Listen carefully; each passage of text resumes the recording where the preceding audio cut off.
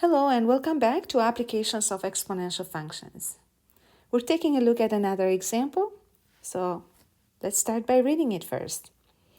Initially, we have 500 grams of a radioactive element, and in 45 years, there will be 80 grams left. We have to answer three questions here. Find the exponential decay equation for this element, and then how long it would take for half of the element to decay, that would be half-life, and how long it would take until there is only 2 grams of the element left. Now let's read for a second time with the intention of interpreting the information given. So initially we have 500 grams of a radioactive element, tells me that the initial amount is 500 grams. In 45 years, there will be only 80 grams left. 45 years are 45 years in the future, which tells me that's the total time, t. And 45 years from now, there will be only 80 grams left, so that would be the final amount or the future amount. The first question is asking to find an exponential decay equation for this element. So I'm going to get started with question A. Since I'm asked to find the exponential decay equation, I would say that any exponential model is described by the equation A equals I b to the power of t divided by p. That would be a good starting point. Now remember that exponential equations or exponential functions are functions that describe specific patterns, and they must have two variables, the dependent and the independent. The independent variable here is t, dependent is a.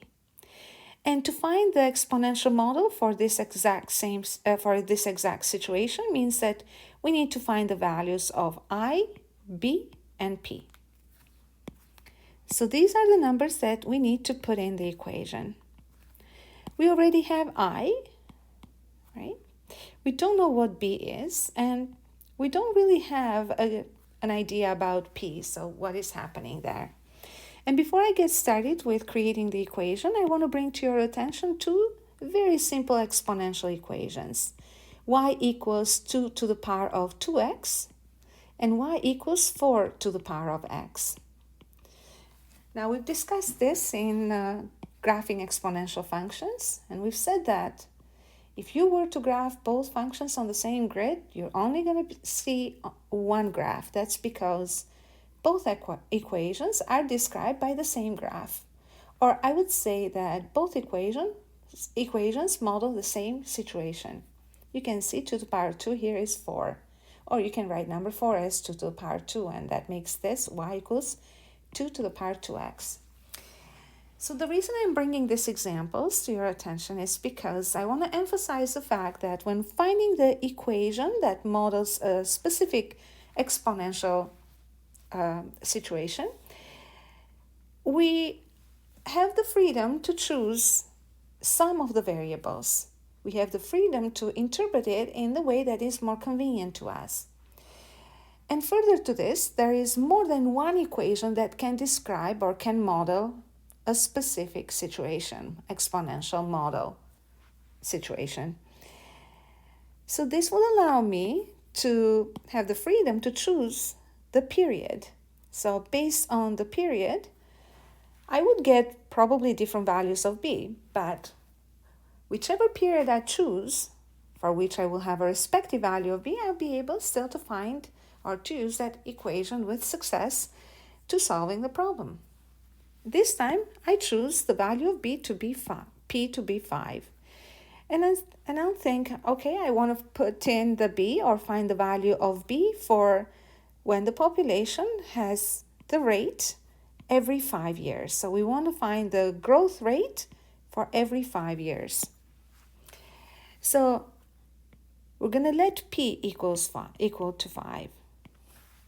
Okay, you could choose p equals 2. And as a matter of fact, we're going to try to play around with it. So let's solve the problem with p equals 5, and we're going to try to choose a different way or to create a different equation with a different value of p and see if we are going to get the same results. So we are letting p equal 5, which means that now we have the values of a, 80, the value of I, 500. We don't know b, but that's what we're trying to find. We know time is 45 years and p is 5. We're solving for b again, so divide both sides by 500. 80 divided by 500, they're both divisible by 10, and then 8 over 50 is 4 over 25 reduced, equals b to the power of 45 over 5 is 9. To isolate b, I will bring both sides to the power of 1 over 9.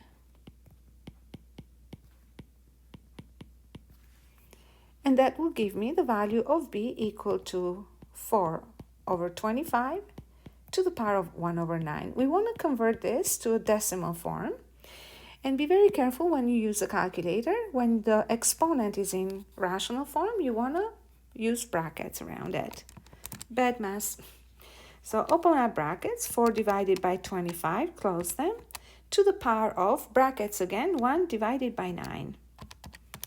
And then I get the value of b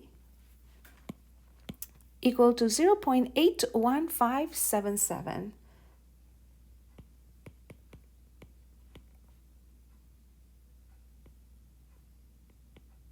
And I will round it to 5 decimal places, believe it or not. And that is because the value of b, when it's a very, or b is a very, kind of sensitive variable in the equation, right? Because it's in the base. It's the one that is being powered. And I would say that now I'm ready to finalize the shape of my equation. So I have 500 for I, 0.81577 for b. We have the variable t, which is the independent variable, and divided by 5. Remember that this growth factor is for a period of 5 years, right? And this is one equation that we can find or can suit this model or can describe this model. So we're moving on to the next question. In the next question, we need to find how long would it take for half of the element to decay. So question B.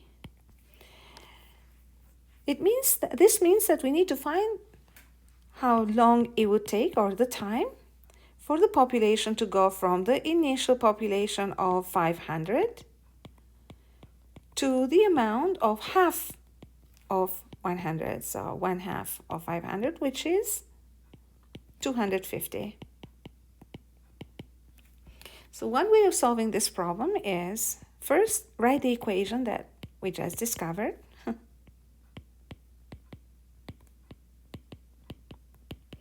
To the power of t over 5, and then substitute the numbers.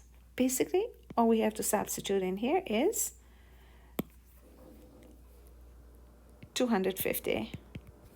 Divide both sides by 500, and that will leave us with 0.5 in the left side.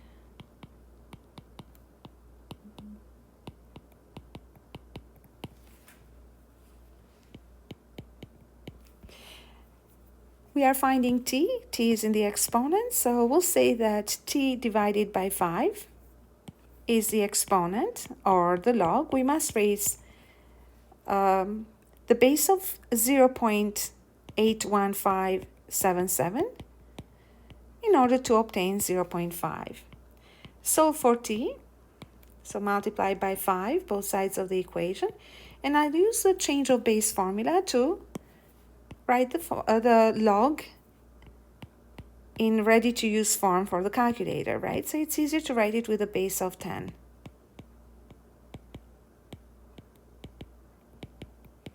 And I'll use the calculator. Now be very careful to keep the log in the numerator and brackets, and same with the denominators.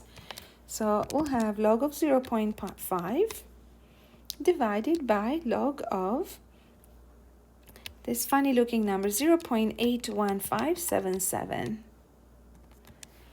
and multiply that by 5 and 17.02, so about 17 years. So it would take 17 years for the population to become half of its initial.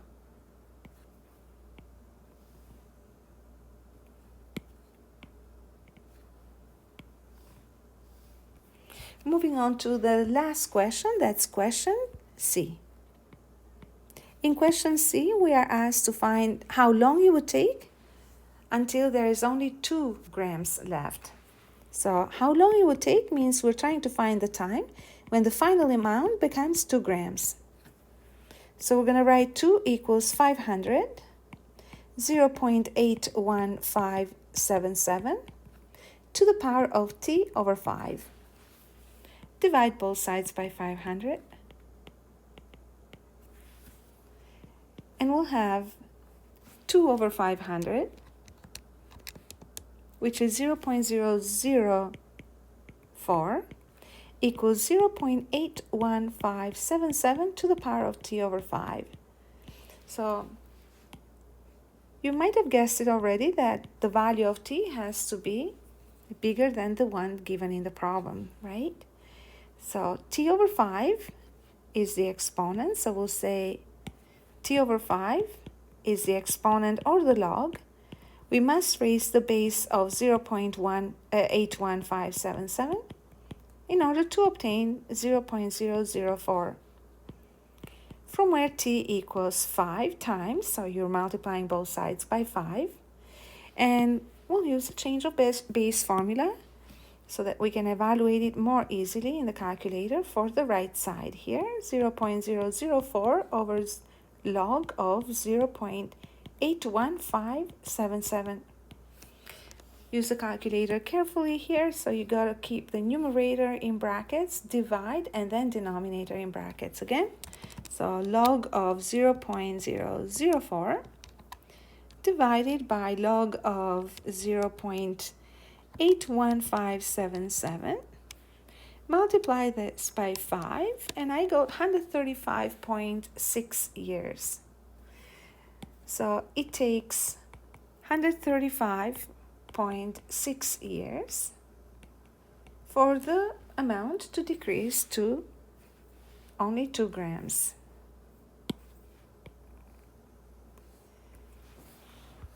Okay, so before I leave, I just wanted to make one suggestion.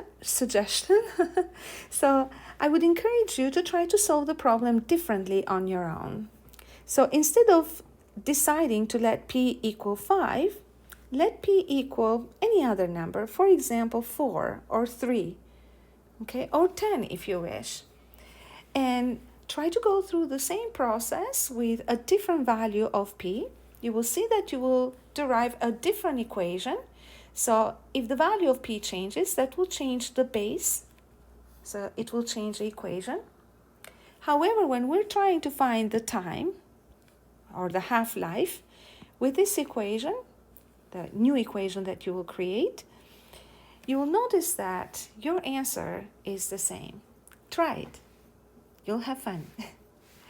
Thank you very much for watching, and thank you very much for choosing to listen and learn from my lessons. Leave me a comment on the comment section if you have any questions, and I'll try to answer them as quickly as I can. See you again.